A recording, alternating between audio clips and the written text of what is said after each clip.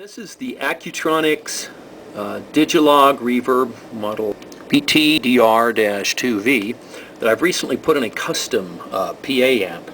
And this is a custom KPM 480. It's got 80 watts RMS mixer amplifier. And the reason I had to replace it was the customer had a bad reverb unit. So what I decided to do was go ahead and retrofit it for this particular PA system. Now we'll take a look at first of all how it's mounted. Of course I had to hot glue it in here and it fits right nicely right there. Now here's the original connections for the other reverb unit, the spring drive. This is the drive side, that's the plug, and it originally is this connector here, okay? And I've taken that out. I'll probably just go ahead and replace it back in place for the in case somebody wants to put another spring unit back in. And this is the return right here, and that is CN3. I've conveniently put a schematic in here so that the next person or whomever has to look at it again will know that this has been modified. So here's a diagram that accompanies the unit so that they know what's going on.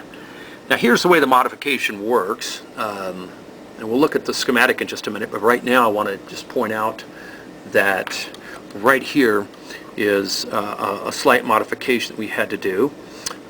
Yeah, I put a solder lug on this, and I'll get to that in a minute. Just a regular lug on that I soldered to. That goes to an isolated ground. But this is a 100K resistor that actually comes off of, in this case that's R6, which is actually pin 1 of IC2. Okay, that connects to the same place.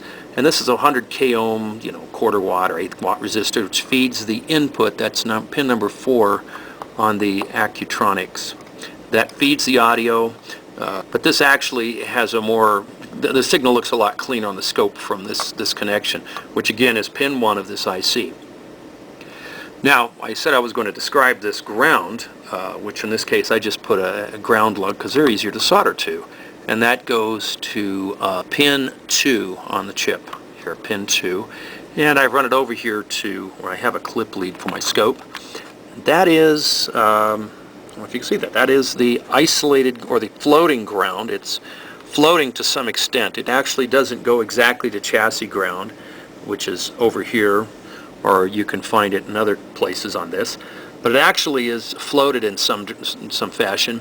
I actually moved it from the ground side of this and moved it over here, and I noticed it was a lot more quieter. So that is wire jumper, we get the light over there, and I can tell you wire jumper, what, 17? I think I even showed it on the diagram, but anyway, yeah, that's wire jumper 17, and it does say so right there in the diagram.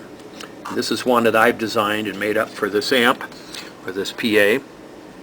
Now the power requirements are another issue because we'll get the meter here, and I need to connect the ground. In this case I'm going to go back to the floating ground since everything seems to be happy there.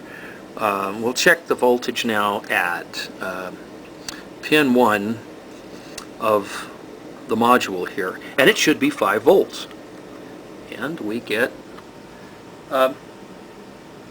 in this case about 4.6 volts. Right here at the voltage tap point I found a 15 volt source right there. So, and that's at the junction of D302. Check that again, it's 15 volts at the cathode of D302. Get a close up on that. What I've got is 2 Zener diodes. I can get in that. You won't see it very well in this picture, hopefully the light will help a little bit, but there is one Zener diode there and one Zener diode there, and they just happen to be in series. So what that does is it takes 15 volts down to about 5 volts, which is actually 4.6 is plenty to run this IC, and it sounds just fine. Okay, now the test comes. So I'll hopefully get this to focus, grab the microphone. I got a speaker sitting over there, as you can tell.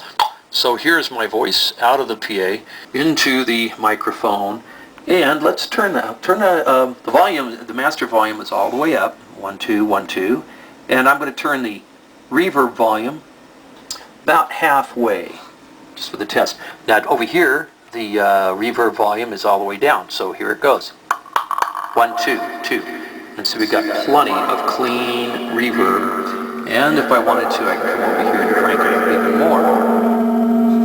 I can crank it up even more, but as you can see, there's really no reason to do that. So this gives us plenty of gain for the module, in this case, the analog or Digi-Log Reverb. And if you notice here in the diagram, I sum the two outputs together, and this module, they do recommend that. I used a couple of 4.7K resistors, and I attached them to 5 and 6, and soldered them together here to the black wire. Believe it or not, they're using the black wire as a signal wire to the return, not the red. The red is actually the isolated ground in this case. And then again, there's a whole diagram there. And I put a note here on the side for anybody else to note that the green wire, the red wire is not the signal wire. That's the ground. It's the black wire that's the signal wire for this. So there's the diagram. And again, I used a Zener diode. Here I showed a 10 volt, but I actually used in the actual module installation, I used two 5 volt Zener diodes in series. And it does the same thing. You can, anybody can use another kind of diode, a 10 volt, 1 watt, and I'm going to put that up here in just a moment so you can see the actual diagram. And here it is.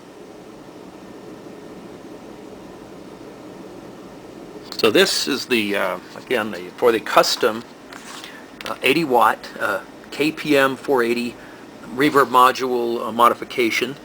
And we just tested again. I'll do it one more time. I can remove all this because that's not necessary. So again, I take the microphone, and I'm going to speak into it, and here I go. Turning up the microphone on channel 1. Test, test. I guess you can hear it in the speaker there. And we turn it up a modest amount, and it sounds like a very nice reverb. Check. 1 2 3. So this completes the modification of the solid-state Accutronics Digi-Log Reverb for the Kustom KPM 480 80 watt PA.